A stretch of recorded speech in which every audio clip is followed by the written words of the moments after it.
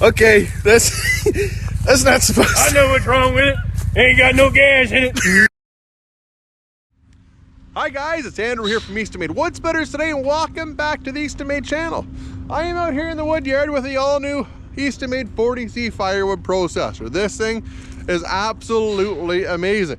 You are not going to find a better firewood processor for this price. It'll perform at this level and have this quality of build and have this be built this heavy too. Like this is if you're into commercial firewood processing, this is it. It's kind of going to bridge the gap between the small European machines, bar saw machines, and the great big ones. So this is what's going to bridge the gap between that.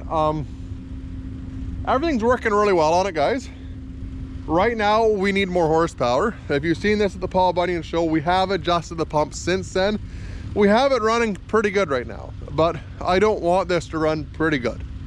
I want this to run the very, very best. So you will see this come up on a YouTube channel in the next week or two, maybe. Drop a comment down below where you think you may see this. That should be a fun one. So drop a guess below on where you think this is going to show up the next week or two. But anyways, the couple things that are working really nice on it is the joystick control on it. That's working really, really good. We still have a few things to do to tie the automatic together. That should be fairly easy and straightforward now that we have all the functions done.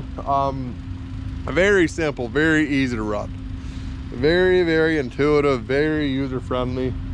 The presence switches make this thing incredibly safe. Once you let go of the controls, nothing works. It's the safest firewood processor you're going to find. You can put somebody on this and you don't need to worry too much about what they're doing, because it's very, very difficult to reach your hand in somewhere where it doesn't belong and have something operate. So that is a really, really cool thing, something that we don't really get a whole lot of in North America here.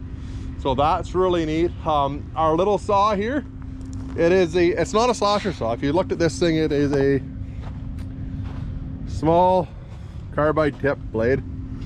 We've played around with this and got it hammered a couple of different times. We have a couple that we've cycled in and out. We've had a local saw shop working on this with us, and we got that thing spinning really nice. It cuts absolutely awesome. It is amazing how well this thing cuts. Changed the saw motor on it. It's spinning the exact perfect speed now. So that's really good. You can see the live deck here is just our standard live deck. Normal on all of our processors. But again, the big problem right now is we're out of horsepower. And it's one of those things too. We wanted to try and run this with 35 horsepower, which technically it does. It does that, and it does it actually pretty well. It really, really does. The problem being is we want to, again, build the very best that we can for you.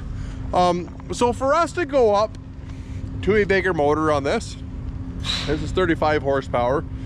For us to jump up to 60, 70 horsepower, it's not that much more, guys. It's a couple $1,000. It's not a big difference in it. It's gonna be, again, a little bit more.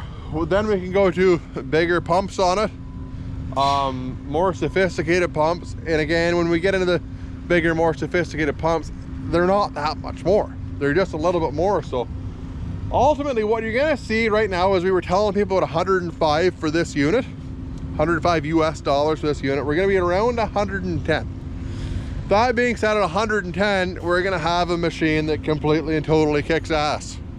Again, there will be nothing at that price point that will even come close to the performance of this thing.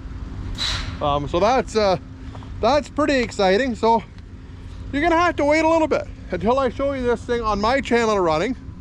You're gonna have to wait a wee bit. You'll be able to see it on another one here. I gotta go and split some wood for a very good friend of mine, so you'll see it on his channel. But for right now, I'm gonna hold off. I'm gonna get myself a bigger motor on here. I am going to get myself some bigger pumps, and I'm gonna get you guys a really, really awesome firewood processor. Anyways, guys, that's the update I've got for today anyways. Oh, I'll show you a couple other things. Geez, this is I almost missed this.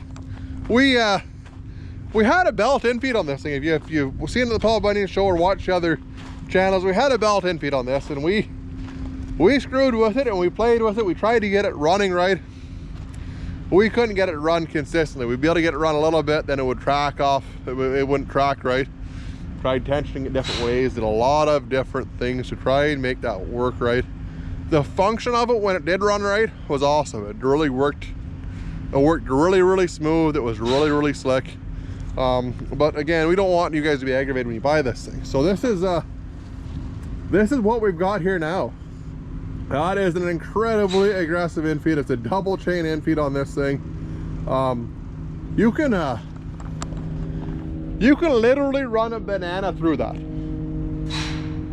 And it's very, very consistent. And then having the low profile like that and on a bit of a slant, you still have the wood falling into the one side when it's smaller, and it keeps a low profile. So if you're into that last little piece of wood, it's not moving around on you. So that actually worked really, really good too. That was kind of that was something that the guys had come up with. That was all John Campbell right there. If you know John Campbell, that was his project the last little bit, is to get that chain infeed on there, and he did an absolutely amazing job on it. So it turned out really nice. It's working good. Like I said, we're just gonna get some more horsepower, and engines normally don't come under overnight. So it's one of those things we just gotta wait to get an engine here, be a couple of weeks maybe, and then we'll retest it and see where we go. And still not sure what brand of engine.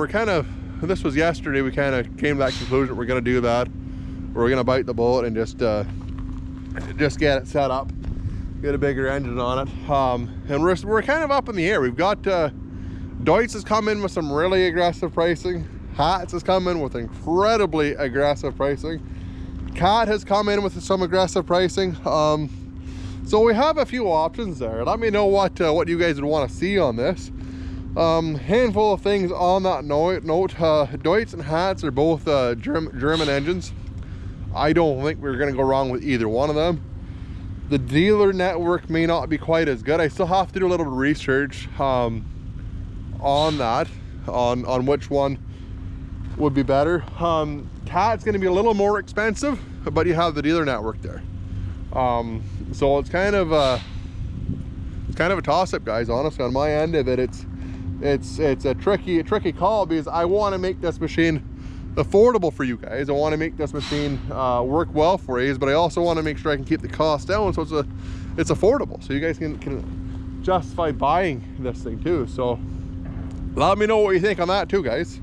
Anyways, I'm gonna let you go. I gotta run back in. I'm gonna get this thing hooked up. I'm heading out there tomorrow, November 1st. You'll probably see this on November 1st. You'll probably see this Wednesday evening. But I'm gonna head there tomorrow to my good friend's place and get some wood split.